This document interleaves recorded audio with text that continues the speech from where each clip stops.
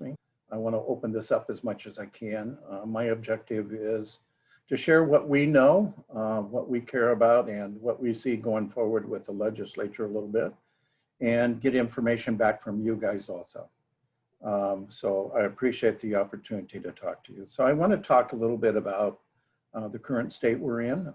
We had a board meeting this morning, and we had the governor's staff on with us talking about the extension that a lot of our members are not pleased with him extending out the closure of the businesses. So we had a number of businesses on there giving examples as to the concern that they have. And one of the things that really hurts is until we see what comes out of Congress, and we'll talk about that in a bit, it's kind of hard for a business. If there was another PPP program out there to where they could get money over there to keep their doors open, that would be one thing.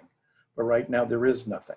And so when you're asking what's a bowling alley to shut down, or whether it's an athletic club to shut down, or restaurants or any of those, it's making it very difficult for those establishments to continue to this long a period of time to be shut down, knowing that a number of restaurants are trying to struggle with some type of outdoor or takeout. A lot of them are having a tough time doing that.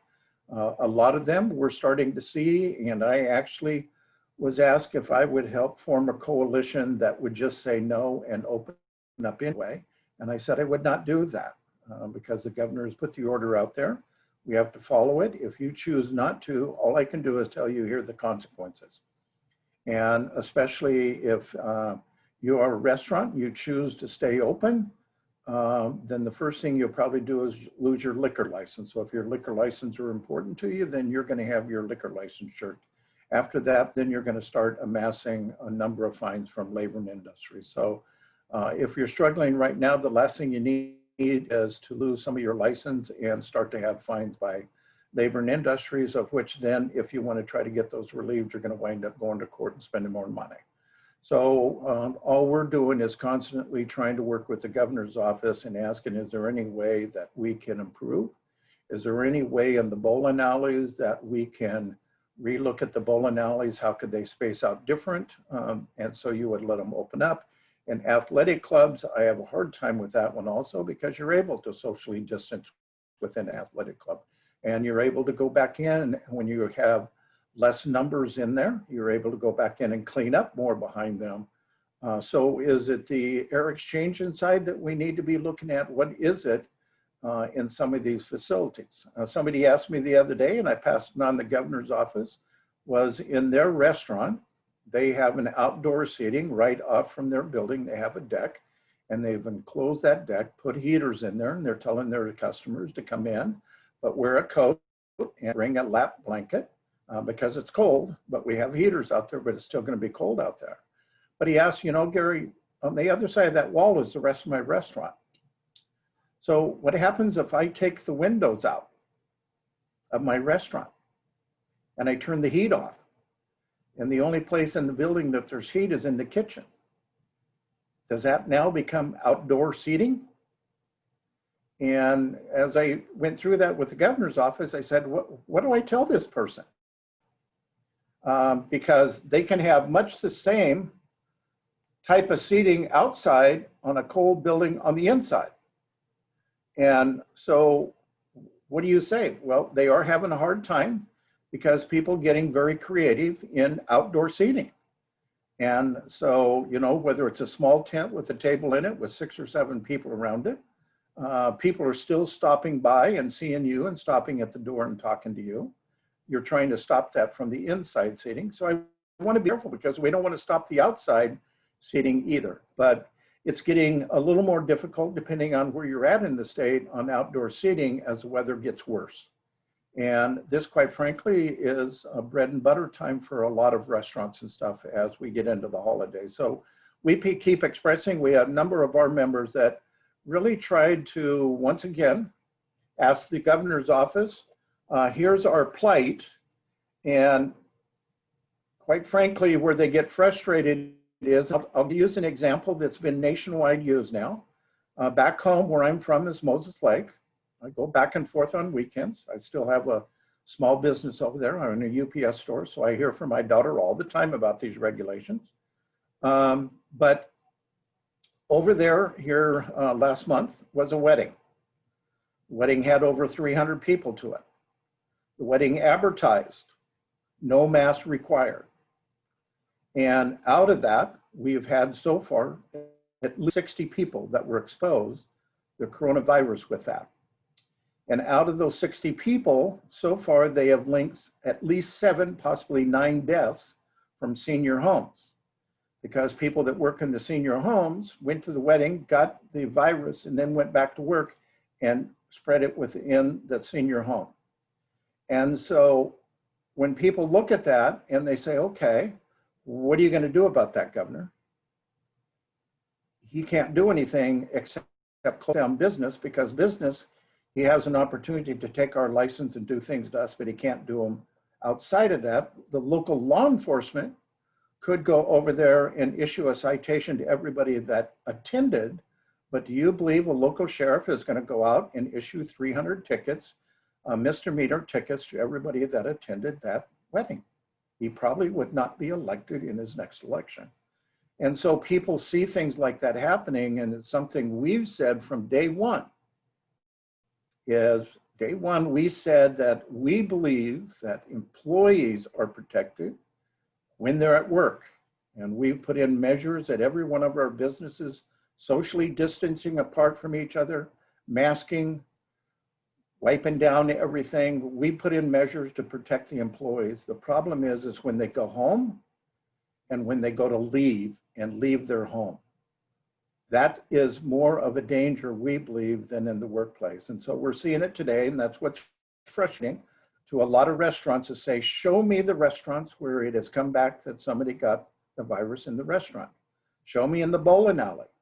Have you got any instances anywhere in the state that a bowling alley was the place that somebody got the coronavirus, or a health club? And so those are the things that we face every day from our members asking us questions that we pass on to the governor's office and try to talk to him in a way that, how can we work with you to make it where we open back up? We have to also remember it is a serious issue, and we don't want to overlook the seriousness of this issue.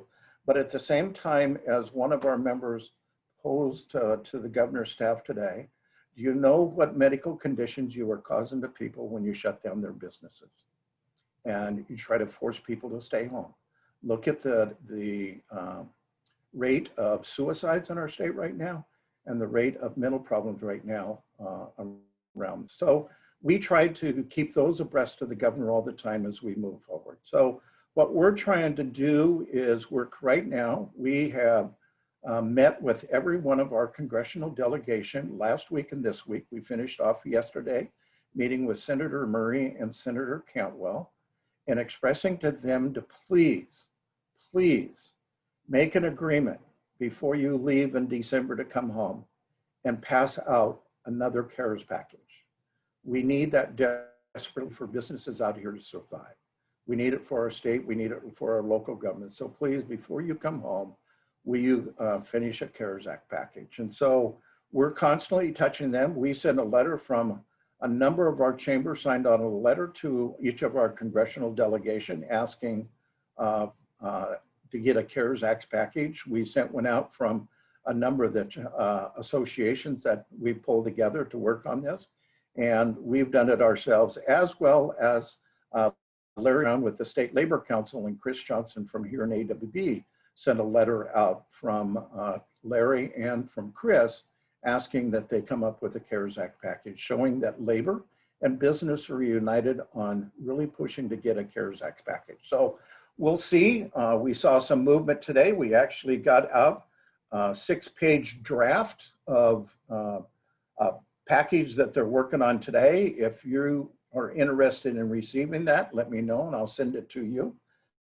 But we're looking at that package right now, and what are some of the things they're addressing in that, and what are some of the things they are not addressing in that. And so, so we're watching that as it moves forward on a daily basis, trying to get a hold of our legislators. or our congressman. So let me move a little bit, unless you have any questions around the stimulus or anything. As we get more, we can pass those on to you. But if you have a chance to talk with your congressional delegation, I really encourage you to reach out to your congressional delegation right now and talk to them on how important a CARES Act package is as we move forward. So some of the things that we're going to be facing coming into the legislature, first of all, is going to be around the budget. You're going to hear a lot of talk around the budget and all. And so we've been working very closely here again with the governor's office, and we have weekly calls with them around the budget. As it stands today, the Senate and the House Ways and Means and Appropriations met, and their staff showed them that presently today, the budget is balanced. The four-year outlook is balanced. Now, it's balanced on an optimistic outlook. And whenever the forecast person, Steve Lurch, gets together, he gives a optimistic and he gives a pessimistic.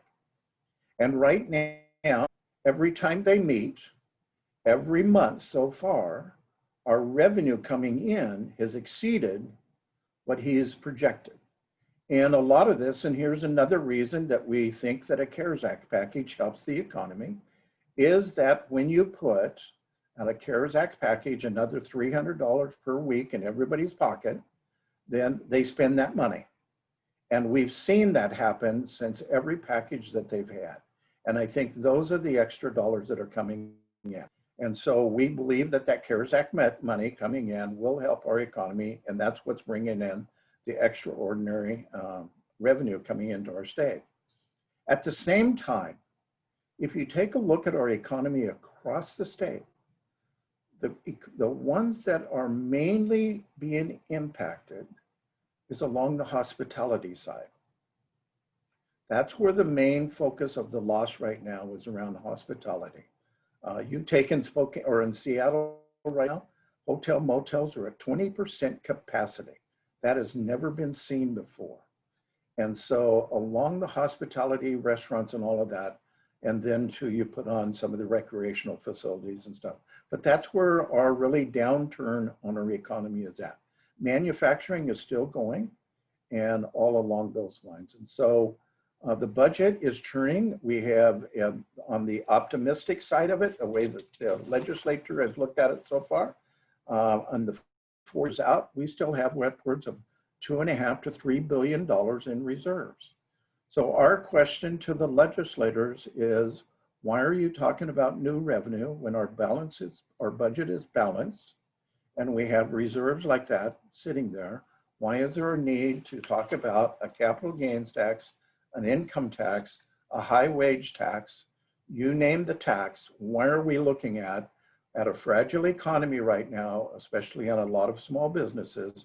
Why are we taking a look at any type of new revenue in this next legislative session? And like I said, we've heard there's an estate tax, a digital advertising tax, an employee compensation tax, a capital gains tax, and an income tax proposals out there so far on trying to raise more money.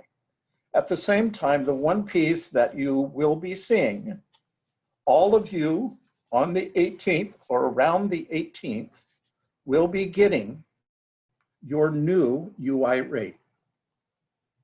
And right now, our projections coming out of Employment Security, out of refunding our fund, the business community, next year we be paying close to 800 million tax dollars into that fund. So as you get your new rate, and I can send you paperwork, I don't know how good you'll see this, but this is a rate chart. And so state and unemployment insurance, we have a 40 class rate that your business is put into. First, grade class 1 is small businesses and their business, well, not necessarily small, but any business that is a stable employer is usually in rate class 1. The more that you use seasonal worker and you lay people off and all, then you start to move up the rate class. As you get up towards the rate class 40, those are seasonal workers. Those are construction workers. Those are agricultural workers. or industries that turn over staff all the time.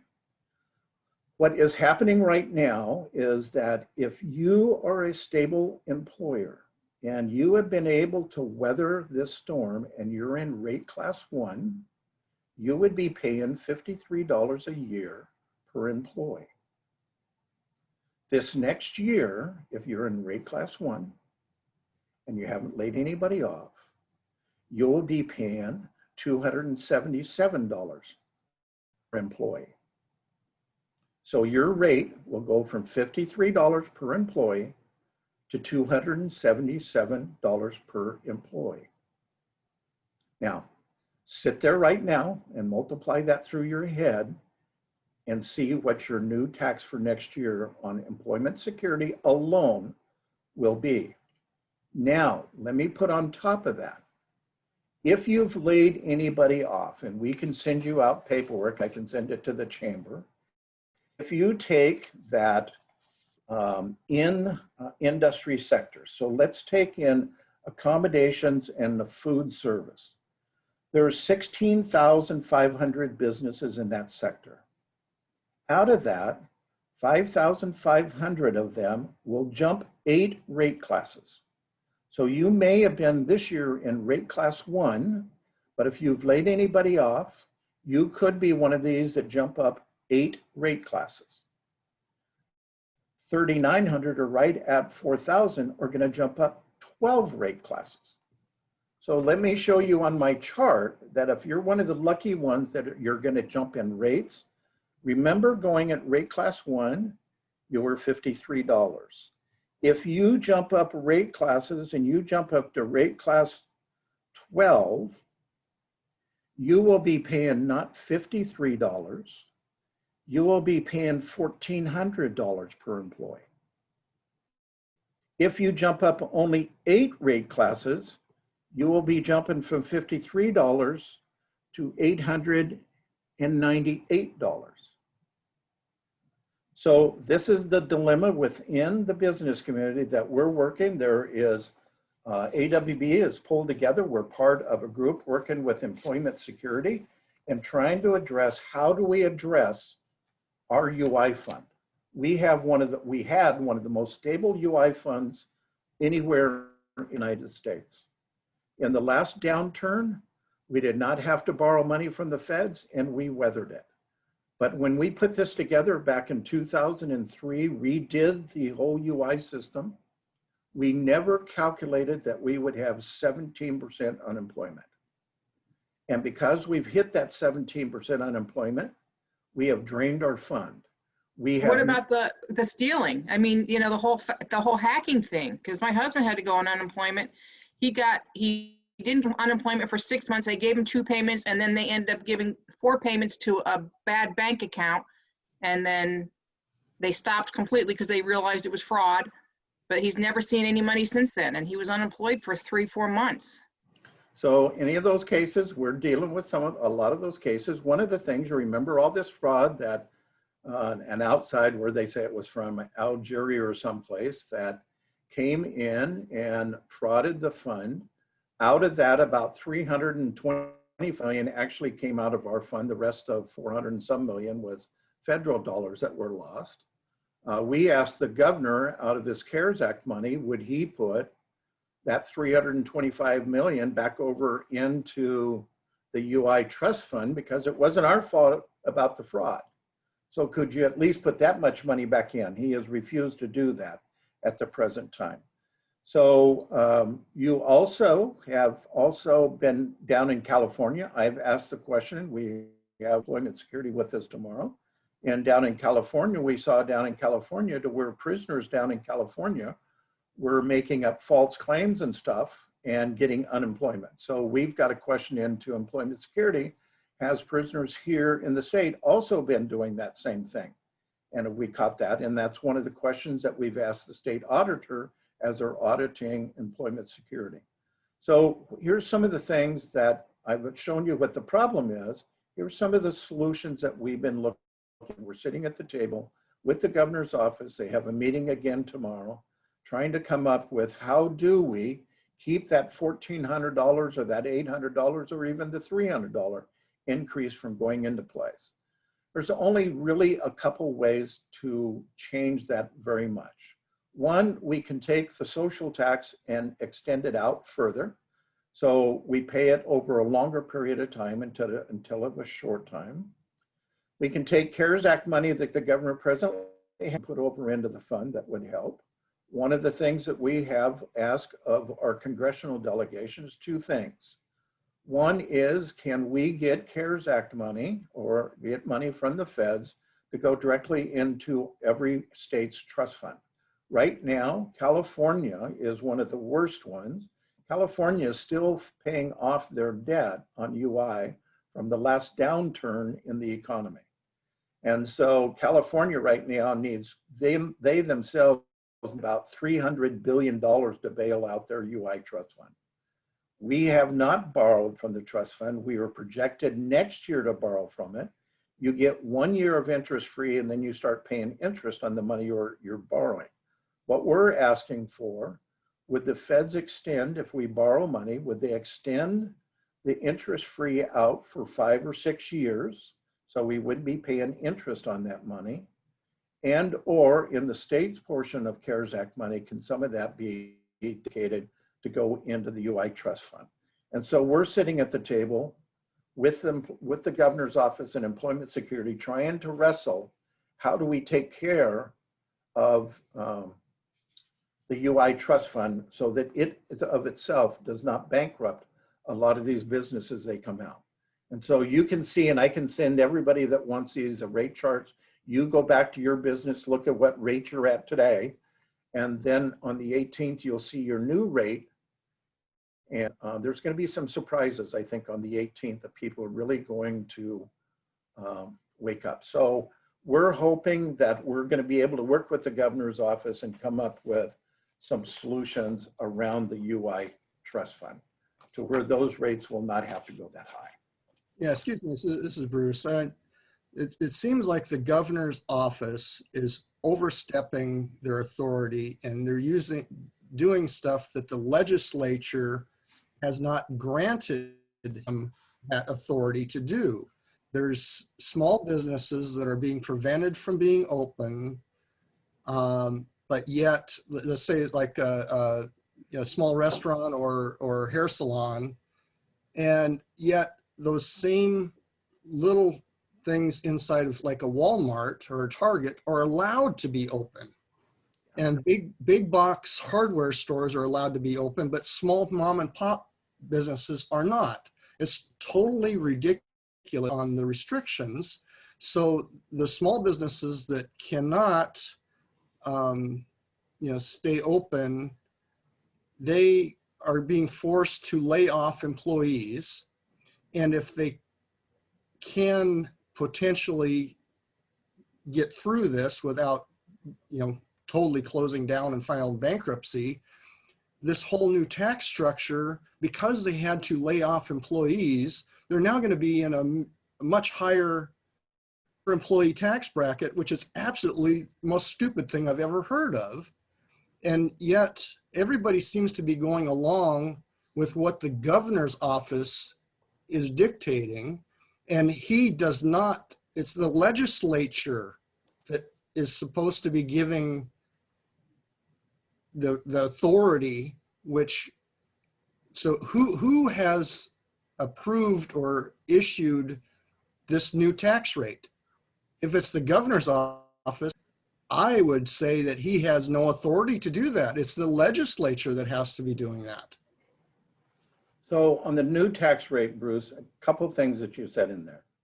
And I feel everything that you just talked about. There have been winners and losers that the governor's picked in this from day one. When this thing first started and he closed down most of the business, you were allowed to keep your mega places open. And so your hardware stores, or at least the large ones, were able to still stay open, but others had to close. Your mom and pop grocery stores had to close, but the large ones stayed open. And then people started really looking at, and the governor says I'm supposed to stay home, but I'm not going to stay home. So why don't we meet in the plumbing aisle at Lowe's? And I mean, I would go back home on a weekend when everybody was supposed to be closed down, and there was no parking spot in Lowe's to park because everybody was there. And so there's been winners and losers, as we've argued on this from day one. As far as the shutdown, and it's a complicated issue, but the legislature has changed the statute a couple times in the last few years on giving governor authority, never thinking, I don't think the legislature ever thought of a pandemic. They thought more of a tsunami or earthquakes. So if our state had a major earthquake that shut down the I-5, how would the legislature be able to assemble? Never thought about Zoom back then, because back then, 8 years ago, 9 years ago, the last time they looked at this, nobody even knew what Zoom was back then. So they give the governor authority to shut some of these things down. I think you will see the legislature try to change his authority and make it in the future to where he can do it for a short period of time, but then the legislature all has to meet to continue it. So you're right, Bruce, right now, I would say, and we have seen a number of lawsuits that have been filed saying the governor does not have this authority, and none of them have made it out of the courts so far. So understand what you're saying, Bruce, on the UI piece. This was a piece that unemployment insurance was re-looked at and overhauled in 2003, 2004. We built a system that would respond the way it did. We actually took and spread out some more, or took away a lot of the social costs, because there were a lot of businesses that were paying for other businesses that were not a stable employer. So we made changes in it. And like I said, since that time, our UI trust fund has been one of the lowest cost at the same time. I say lowest cost. We have the highest benefits in the state, but we've been able to manage our fund in the appropriate way. In the downturn of 2008, yes, we went down. We never got as low as we did now, but we were able to respond back up. But like I said, we never thought of a 17% unemployment. I would argue also, if you look at the unemployment trust fund, it was not supposed to be used, in my view, for a pandemic. The UI trust fund was set up, when it was set up back in the number of years, it was set up to help those employees that got laid off by their employee, no fault of the employee that they got laid off, to give them a fund until they were able to find another job. These people that have been laid off and are taking unemployment, the employees didn't lay them off. The government shut the businesses down. So I would argue our UI trust fund is not being used properly today by the government, because if we as businesses did not choose to lay our employees off, we were forced to lay our employees off. Now, the PPP, the first PPP round, helped a lot of people keep their employees and pay them with those federal dollars and keep them off of unemployment. So does that kind of answer your question, Bruce? And I understand your frustration in his ability and his powers right now. I'm hoping the legislature will be able to address that. Yeah, the other thing you mentioned about like the $300, Yes, CARES money coming in. The challenge with that is it goes along with what we just talked about. This is mentioning that the small businesses not being allowed to be opened. Well, that CARES money coming in isn't helping those small businesses one iota, because they're not able to be open.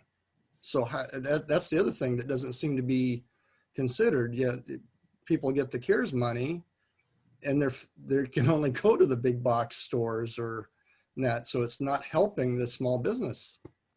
we're hoping in this package that they come out.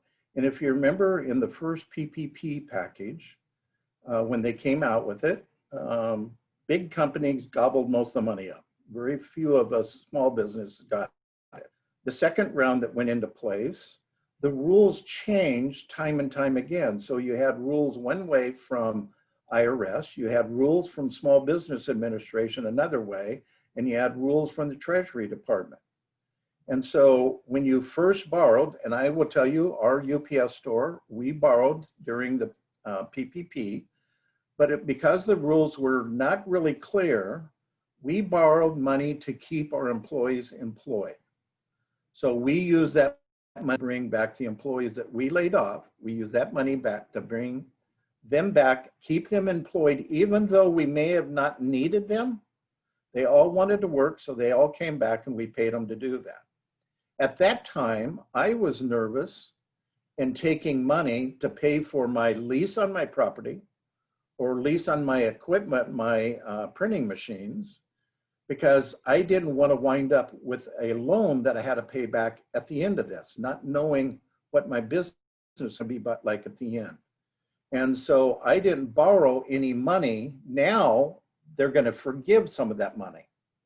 I'm hoping and thinking this PPP round, and it's targeted at businesses with no more than 300 employees.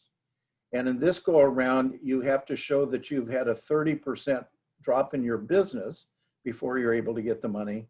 And in this one here, it looks like you're going to be able to pay your lease payments and all of those to help that small business out to at least pay his water, power, sewer, rental and stuff like that. But those rules haven't been written yet, but that's what we understand that they're heading at. So that will help those that are shut down or are only at 10% capacity. It will help them with some of their rent costs and stuff like that.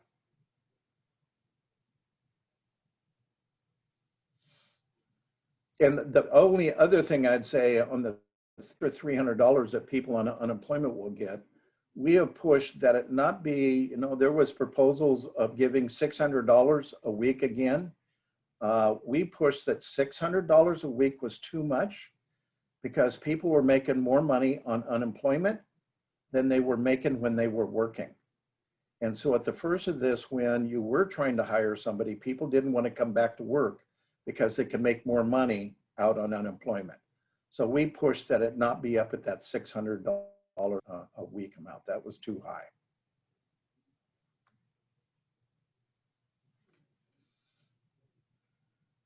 I don't know if I answered all your questions, Bruce, or just frustrated you more. It's not, this is the most frustrating, and I've been here for 20 years, and this is the most frustrating time that I've ever lived through. And as I travel around and when I go back home and see a lot of my friends that have lost every bit of their retirement in their business because they didn't want to close the doors. And a lot of them are struggling today to keep it open and not fail. I've never seen this happen before. And it's a very difficult time that's happening out there. And I remind the governor when he talks about that he's putting another $50 million out there for grants or loans. Number one, if I'm failing today, why do I want to take a loan? Number two, a $20,000 grant, thank you for it, but $20,000 most likely will not pay my UI cost, let alone anything else. And when you're putting $50 million out, that sounds like a lot to me. And they probably put out close to $250 million total in grants and loans. But in our state alone, there was over $12 billion in PPP money that came in here for businesses in the first and second go around. Questions, comments? Frustrations?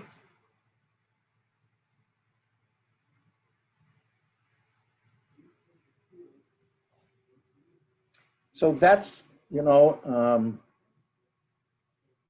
I want you to keep in touch with me as we go into this session. Like I've said, there is a number of legislators that still want to tax the business community more.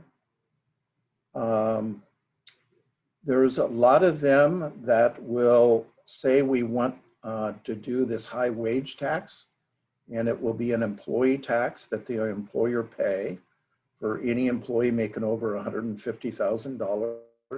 Will that be statewide or is that just Seattle right now? No, this would be a statewide proposal. Wow. So it started out in Seattle. Seattle still wants to do it over and above what the state will do. So it will be a statewide package. We've already saw the package. They want to exempt out businesses under $7 million gross. So if you're a business under 7 million, my problem is once you start it and they don't raise the money they want, then they drop it down to 6 million or 3 million. One of the things that we've cautioned them with, because they're basically trying to do like Seattle and go after your Amazons or your .coms. All of what we have found through this pandemic, and you're seeing it in Seattle, is they have found they don't need to have all their employees in Seattle. And so they moved their employees to Bellevue.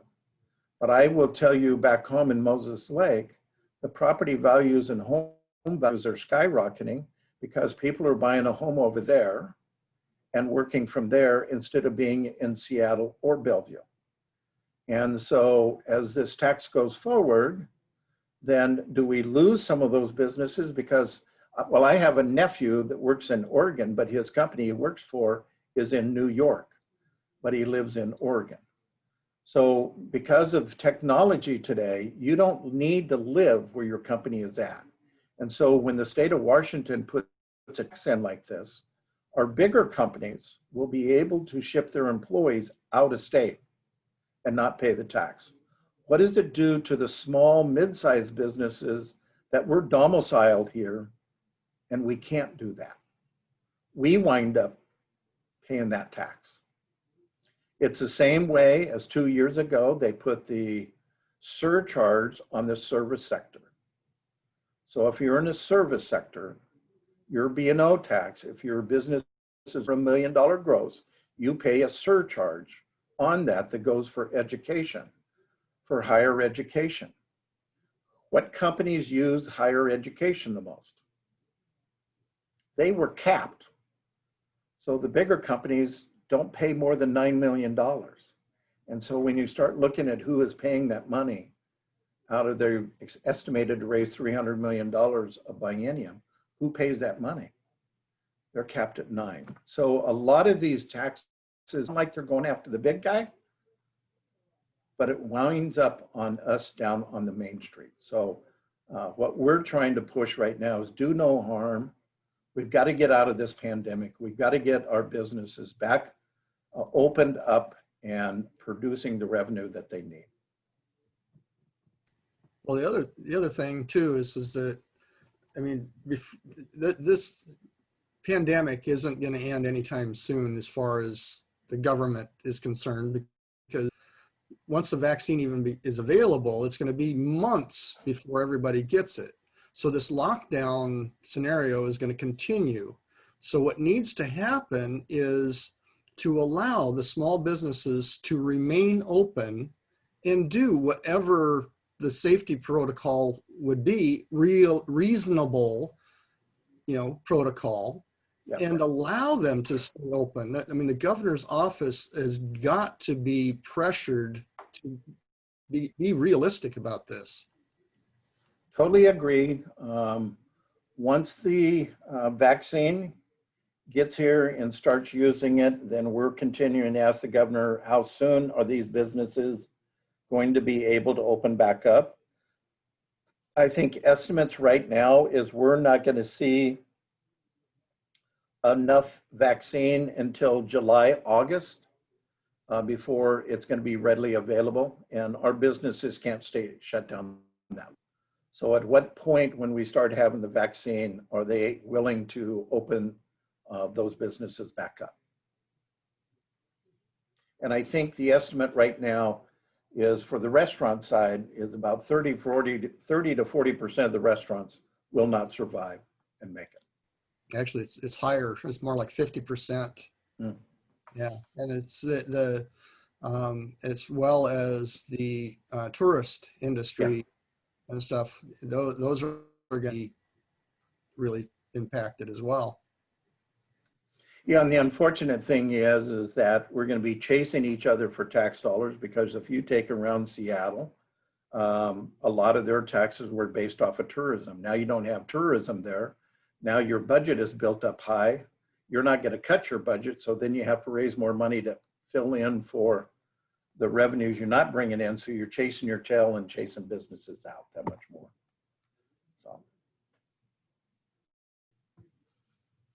So I don't know if I gave you what you guys wanted. Well, we know your name now. Yeah. I mean, I will tell you, keep an eye on our website for Rebound and Recovery. If you're needing PPE equipment, this is one of the things that we had a long discussion with the governor's office, is a couple things we're going to be pushing for is for the governor to quit buying PPE equipment from China and buy it from manufacturers in our state. Right. So we have a manufacturer that is making face shields in our state, but the governor is buying the face shields from China because he can save a buck.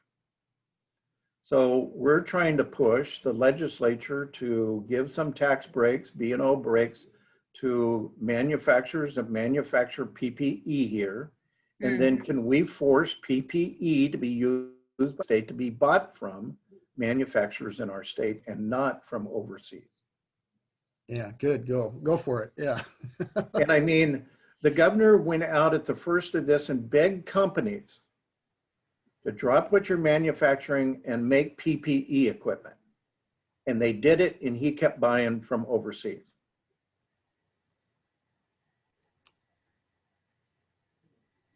Yeah, it just seems like everything the governor is doing, including his actions, is just reinforcing the negative impact to the Washington businesses. I mean, it's bad.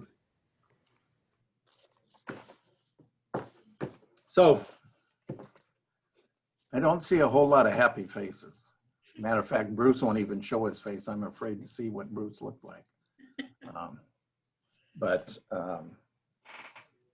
Please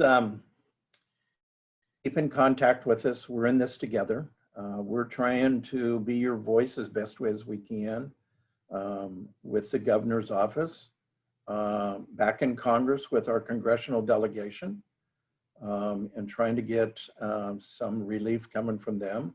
Other than inside, I served 12 years in the legislature before I came here to AWB.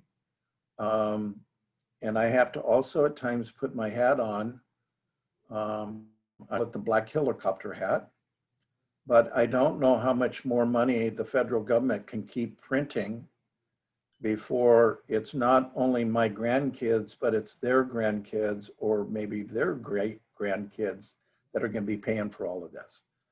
So we also have to watch that. It's, thank goodness the states have to balance their budget.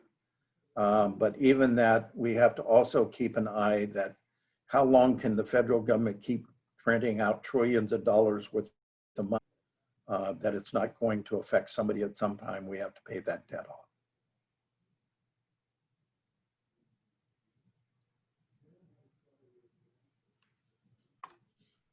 Okay. I was going to say, well, we definitely appreciate your presentation. And again, as everyone mentioned, we have your contact information now. So we'll Thank you so much. I love listening to you. Thank you.